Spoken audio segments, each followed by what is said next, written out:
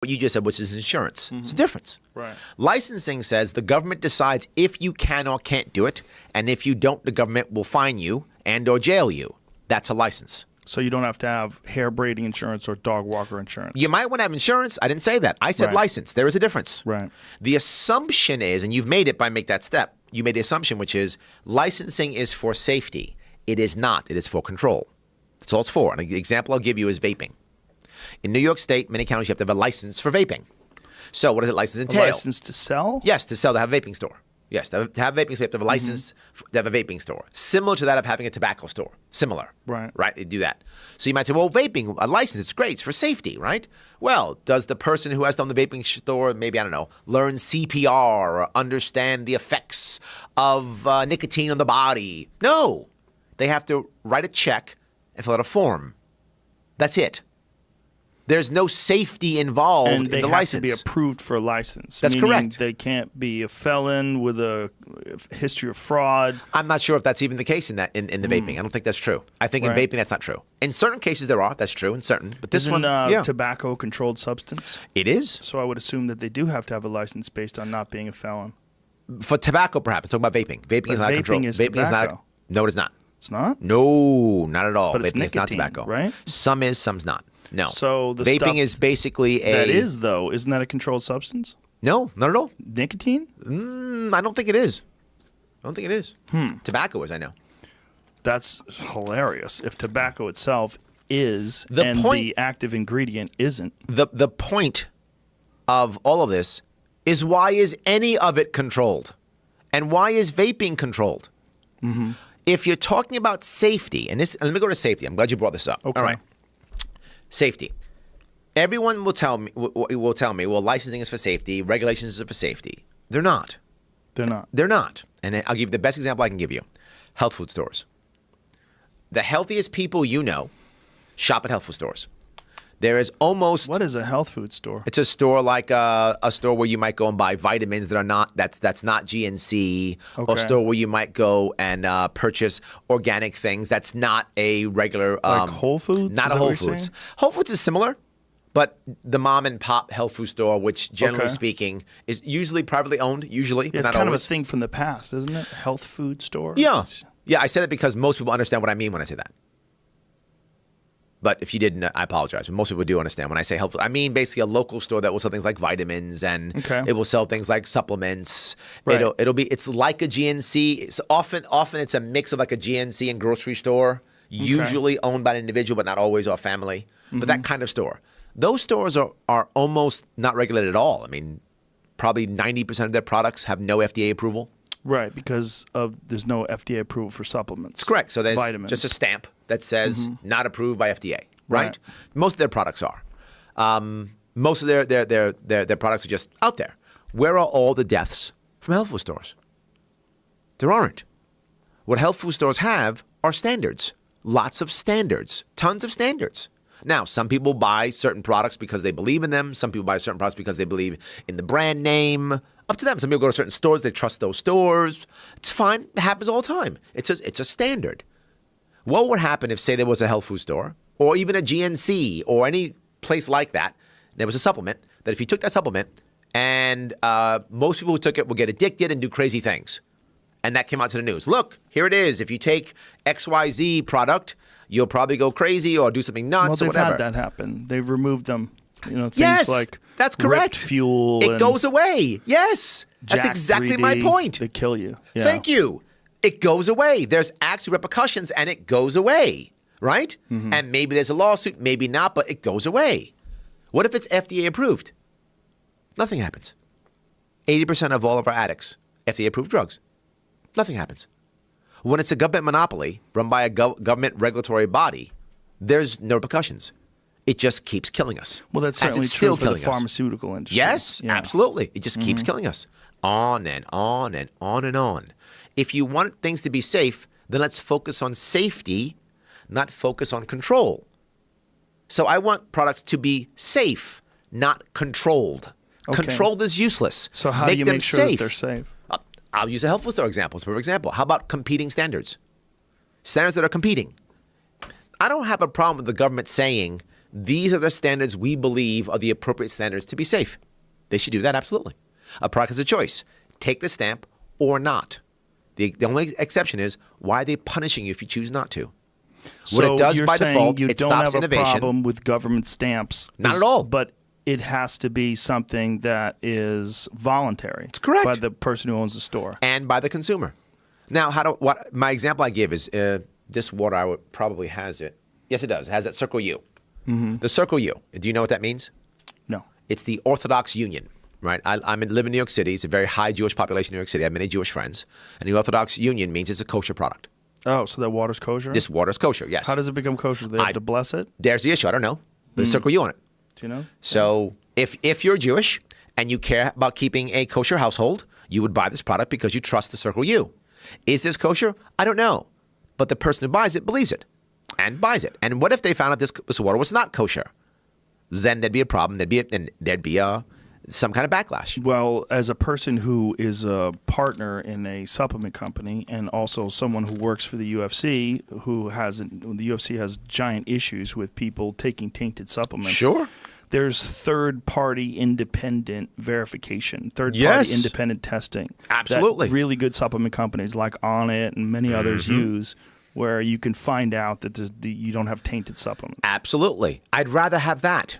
Then how about we have those stamps on products? I like that. Yes, have the stamps. And if you want to have a government stamp, have that. And guess what? Maybe you want 4 stamps. Maybe you want the government stamp plus third-party stamp plus the Orthodox Union stamp. Well, what I like about it also is it creates decide. business. Yes, it creates it does. business. Third-party independent company Absolutely has their own personal standards. And, when they're a really good company, you can rely upon them. Yes. And if you don't, you can have competing standards, multiple companies, because you trust one company more than the other, or you want both. Is to that have a possible solution for education? A third-party independent verification of the education system? We've been here for, about an hour or so, and you already gave a good idea. Yes. Exactly my point. That seems like a good idea to me. There we go. Yeah, that there should be some effective school system that works, and then you take the people that run that effective school system and they have a curriculum and a way of doing things that they could perhaps teach other school systems. That's the idea of transparency and accountability. That's the whole point. So this is the deal with people that are libertarian, right? The idea is that you are a free market person and that you believe in the free market and you believe in less government. I believe in the consumer. Right. I believe in the consumer because it's a general rule when things are consumer driven. And this is not a 100% rule. Look, government isn't always wrong. It's often wrong, but not always. Right. And the consumer isn't always right, but often right. So as a general rule, consumers tend to drive things better, like, as I said, kosher water, like supplements. If you don't allow the consumer to decide, you by default stifle innovation. You just stifle innovation. You stifle everything new because if it can't get through the FDA, then it almost can't be done. And you have centralized control that's very difficult to get past. You got it. Exactly right. They're not really motivated to improve or to innovate. No. And the opposite. They're actually incentivized to make sure nothing goes wrong. So always err on the side of no. It becomes the rule of no one, meaning everything is about no. There's no one's job to make it work. This is my point on the education system. There has to be someone who says, we have to make this thing work. I'm the guy who says that. I want to make it work. Let's make this thing work. Let's just not make sure things go bad. Let's make sure that things actually work. Now, you obviously know far more about New York politics than I do. I know very little about it, but one thing that I do know is it's almost universally regarded as being insanely corrupt. True. You get to a position where you become the governor. Yep. How do you clean up that fucking hornet's nest? Yes. The one thing people always say is, Larry, you got to clean it up, like you just said. It's funny. You say a lot of things I hear all the time. You got to get these guys in jail. You got to punish them, whatever. I rarely talk about that. And the reason is, okay, you put some guy in jail, you punish him, whatever the case may be. Great. Whose family came back from North Carolina? Whose kid got a better education? Who got a better job? Whose taxes went down? Who's happier? Whose business didn't go under? No one's helped by people going to jail. We feel righteous, and then we pack up and move to North Carolina. I mean, this is not the right answer. North Carolina is beautiful. It is. That's part of the problem. It is. You go there, it's all green. There's less people. It's great. People are not. They have a little twang to the way they talk. Barbecue's pretty fucking good. I'm trying to make sure a bunch of New Yorkers don't go there and ruin it. See? I understand. I understand. Let's keep them in New York. Keep them in New York. I want to keep them all in New York. So my point being, I forgot my point now. I don't know your point. I don't know my point. Adam. Corruption, Thank you, getting corruption. rid of Thank people, you, yes. putting them in jail. The goal is not to just put people in jail. The goal is to make a better system. Right. Well, I'm not really even interested in putting them in jail. What I'm interested in is figuring out a way to stop corruption. Yes, several things. The first off, you can't stop corruption. You can absolutely lessen it, and you can catch it fast. That you can do. You can make less corruption and catch it fast. The thing to remember is the average person who is about to do something which may or may not be unethical or may be corrupt isn't thinking, I wonder if I'll get 5 years or 10 years. They're just thinking, will I get caught? That's all they're thinking about. Will I get caught and will my career be over? Right. So several things. Number one, I want less opportunity for someone to be caught. What does that mean? In New York State, less money coming from Albany, which is our capital. Less money. The less money the governor has to give out, the less chance that there will be corruption. That's number one. But on top of that, New York State is filled with boards and committees and authorities and things that the governor creates to make other things happen. We'll create this authority to make this happen and this commission to make that happen. And then he appoints all of his cronies, all of his buddies onto these commissions and boards and such. Now, he now is one step away, but he has raised over $800,000 for his campaign for people he's put on boards. So he gets lots of money from these people, rewards them by putting them on boards, and then they become corrupt. If you've noticed New York politics, many people have been indicted, arrested, convicted. Almost every one of them is either on a board or a commission or an authority. Trashing those is a huge part of getting rid of corruption.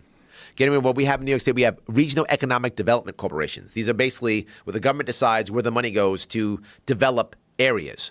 Yes, the government decides where to develop areas. You mean you're talking about real estate development? Any kind of development, yes. Yes, where we're going to put money into. Whether it's going to be infrastructure, building a hospital, putting a new downtown in, all these types of things. So who would decide then? How about the local? The local people. Yes, let them decide. The local government, the Yes. mayor. Absolutely, why not? Right. Okay, so That's a instead much of it better being idea. the government, you have it be the local. Local and local less taxes. representatives. I have something else. How about just like bankers who want to invest in things, businessmen who think this is a good idea? How about the local woman who thinks this is a great place for her to open up her new business? How about the guy or gal who thinks this is a great place for a new school? As opposed to what it is now, which is... We all that petition to the government, I'm not joking, we think we should. The government then agrees, blesses it, gives us a certificate of need, and then says, here's government money to build this thing. That is completely the wrong answer. Right, but there's got to be some regulation. Like you don't really want a nightclub opening up right next to a school. There we go. There's got to be some regulations. Do you that, think guys? that there should be? Yeah, of course. Did I? At what point did I say destroy everything?